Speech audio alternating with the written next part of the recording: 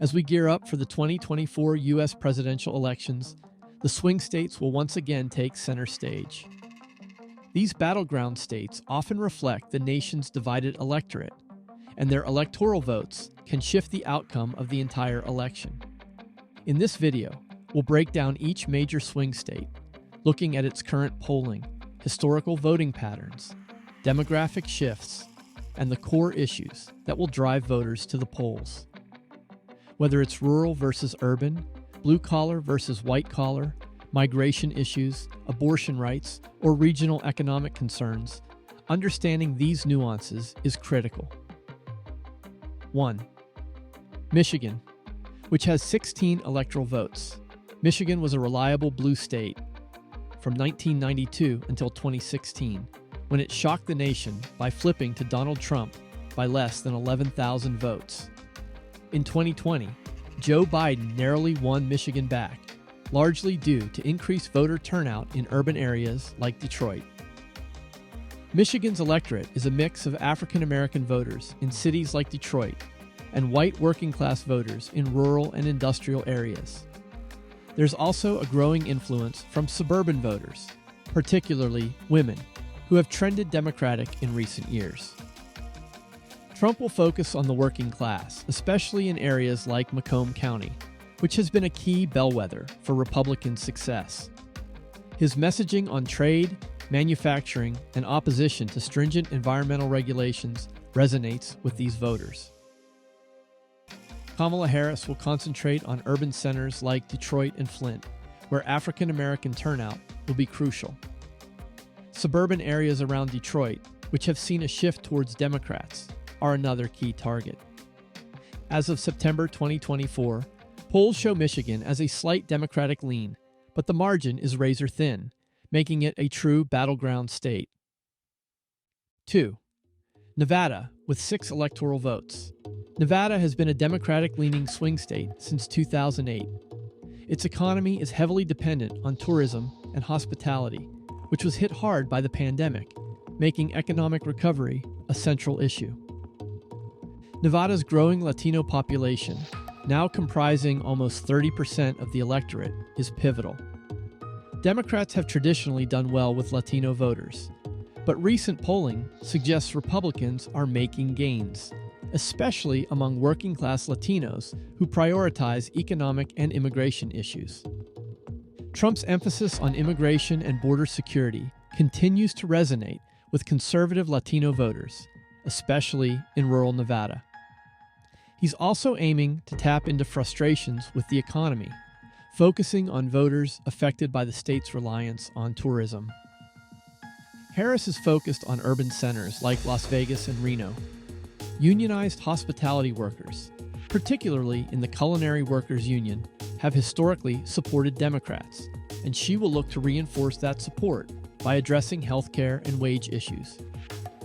Nevada remains a toss-up, with a slight Democratic advantage. The Latino vote and turnout in Las Vegas will be critical to determining the outcome. 3. North Carolina, which has 16 electoral votes. North Carolina has leaned Republican in most presidential elections, but has shown signs of becoming a true battleground state. Obama won it in 2008, while Republicans narrowly carried it in 2016 and 2020. North Carolina's electorate is changing, with rapid urbanization in places like Charlotte and Raleigh. The influx of younger, more diverse voters is balancing the state's traditionally conservative rural areas. Trump's base in North Carolina is strong in rural and suburban areas. He's focusing on cultural issues like education, crime, and parental rights, which play well with conservative voters, especially evangelical Christians. Harris is targeting the state's growing suburban population, particularly women and young voters. The Research Triangle, Raleigh, Durham, and Chapel Hill, is an area of strong Democratic growth, and Harris is likely to focus on education, healthcare, and economic inequality. North Carolina is a true toss-up. It's one of the most competitive states, with both campaigns seeing a path to victory if they can turn out their respective bases. 4. Pennsylvania, with 19 electoral votes. Pennsylvania has been a swing state for decades, with a diverse mix of urban Democrats and rural Republicans. It flipped to Trump in 2016 by a narrow margin and back to Biden in 2020. Philadelphia and Pittsburgh remain Democratic strongholds, while the T region, the rural areas between these cities, is reliably Republican. The suburban vote, particularly around Philadelphia, has shifted toward Democrats in recent years, driven by concerns over health care and the economy. Trump is focusing heavily on rural voters and former Democrats in the western part of the state, emphasizing job creation in the coal and steel industries. His opposition to trade deals like NAFTA plays well here. Harris will concentrate on boosting turnout in Philadelphia and its suburbs. She'll also focus on health care and economic issues to appeal to suburban voters, especially women. Pennsylvania is one of the tightest races in the country. Both campaigns are investing heavily here, and the outcome could depend on voter turnout in urban versus rural areas. 5. Arizona, with 11 electoral votes. Arizona is a rapidly changing state. Once a Republican stronghold, it has become more competitive due to demographic shifts and suburban growth. Arizona has a large and growing Latino population, which leans Democratic, but it also has a significant retiree population that tends to vote Republican. The suburban vote in places like Maricopa County is critical for both parties. Trump will focus on border security and immigration, key issues for conservative voters in Arizona. He's also targeting the retiree population with promises of protecting Medicare and Social Security. Harris is doubling down on the Latino vote, focusing on immigration reform, healthcare, and job creation. Her campaign is also targeting suburban voters who swung Democratic in 2020. Arizona remains competitive, with both parties seeing it as winnable. The Latino vote will be critical, and Harris has a slight edge due to demographic trends. 6. Georgia, with 16 electoral votes. Georgia shocked the political world in 2020 when it flipped blue for the first time since 1992. There are a lot of Georgians who are waking up this morning, both Democrats and Republicans, wondering what Georgia did they wake up in. This shift was largely driven by an increase in voter registration and turnout in Atlanta and its suburbs, areas that have become more diverse and politically progressive. Georgia's growing African American population, especially in the Atlanta metro area, has shifted the state toward Democrats. Meanwhile, rural areas remain staunchly Republican.